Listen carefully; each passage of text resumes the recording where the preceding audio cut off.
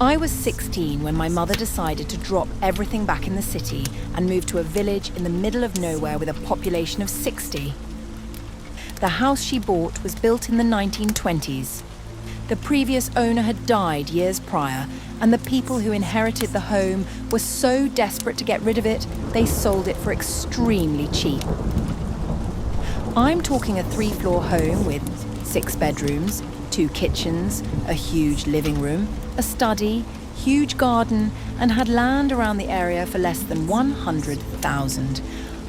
I'm not particularly a believer of the supernatural. I love the idea of ghosts, and I love watching paranormal investigations and shows, but I never truly believed it, you know? There have been moments in my life where strange stuff has happened, but I've always chalked it up to 3 things: wind, a prank, or simply a coincidence.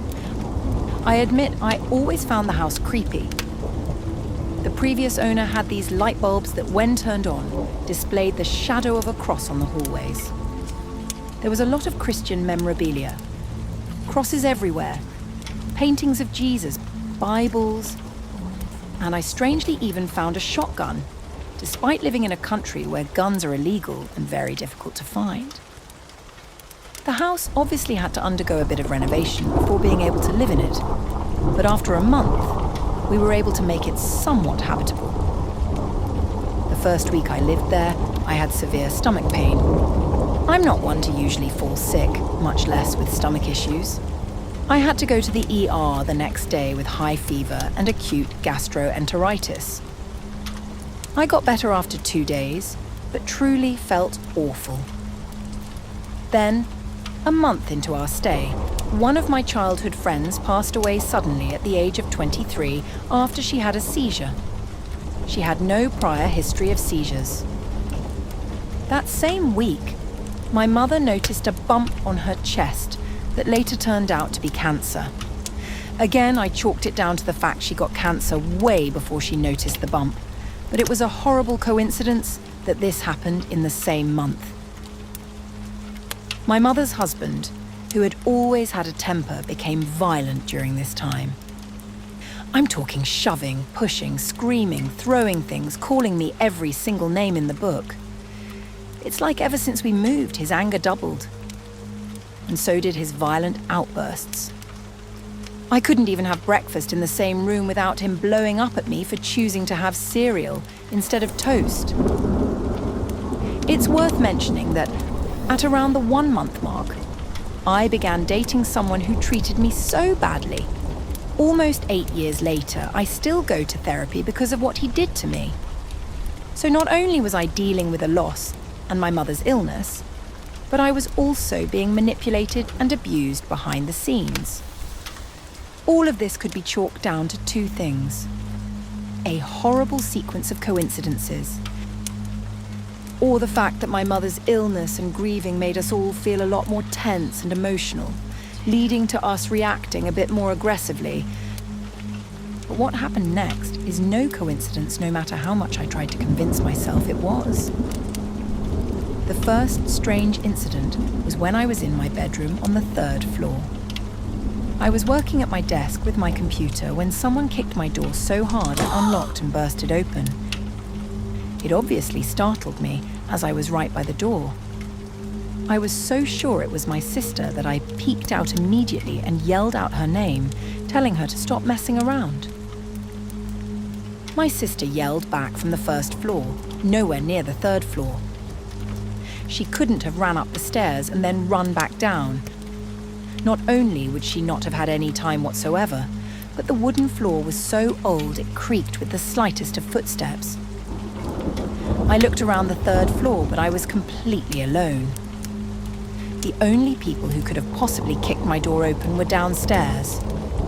Someone definitely kicked my door open. I felt the force. It was a sunny day, absolutely no wind, but that didn't matter. I looked around the 3rd floor, thinking maybe a stray cat managed to somehow get inside. But nothing showed up. The door had just violently swung open after being kicked. I wasn't able to come up with an explanation. But what happened next was even weirder.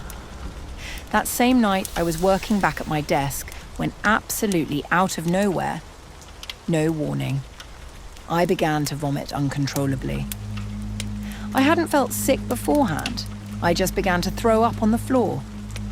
Like I mentioned earlier, I'm not the type to get sick very often, especially not like that. I couldn't even process what happened. I was utterly confused. Then, what really sealed the deal was 2 days later. For context, I never have nightmares. At least not ones that involves ghosts and sleep paralysis. My nightmares are more social ones, arriving late to places, accidentally texting a nude to a group chat, bullying, etc. They're never scary in the sense I'm being eaten alive by a monster. That night, I remember waking up to get a glass of water since I was extremely thirsty. But when I hauled myself up, ready to walk downstairs, I saw the shadow of a man. No face, no discernible features. He wasn't too tall, but not too short. He was standing in the corner of the room facing me. I remember not being able to make a sound, but being so terrified I ran over to the bathroom and locked myself in there. I fell asleep on the bathroom floor and woke up at 5 a.m. I thought, great, sun's coming up. No more nightmares. But when I went back to my bed, I felt something pushing me down on my bed. I looked down and found the shadow silhouette of a young man, possibly a child, pushing my legs down against the bed. My ears began to ring. I was unable to move. I felt like I wasn't even able to breathe. Then it went black again. And I woke up to the sound of my mom asking me if I wanted to help her in the garden. To this day, I've never had another experience like that before. I'm still confused as to what happened, because no matter how hard I've tried over the years to explain those very, very strange coincidences, I cannot find a logical explanation. My sudden illnesses, my friend's very tragic death, my mom's cancer, her husband's sudden violent outbursts, the boy who made me go to therapy, doors swinging violently open, sleep paralysis, shadows, all of this in under 3 months.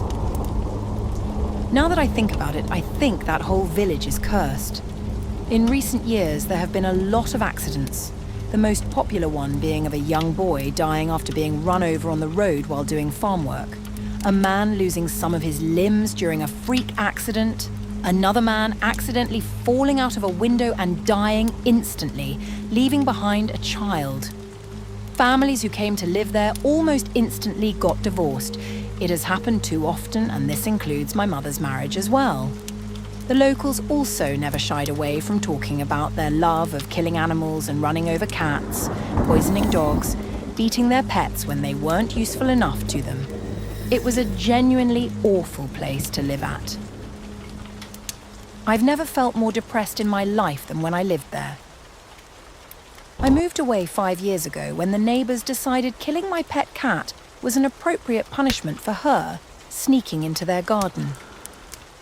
The thought of those hallways, the smell of that house, the people who lived in the village who peeped out their windows but never spoke, how they openly talked about killing one another.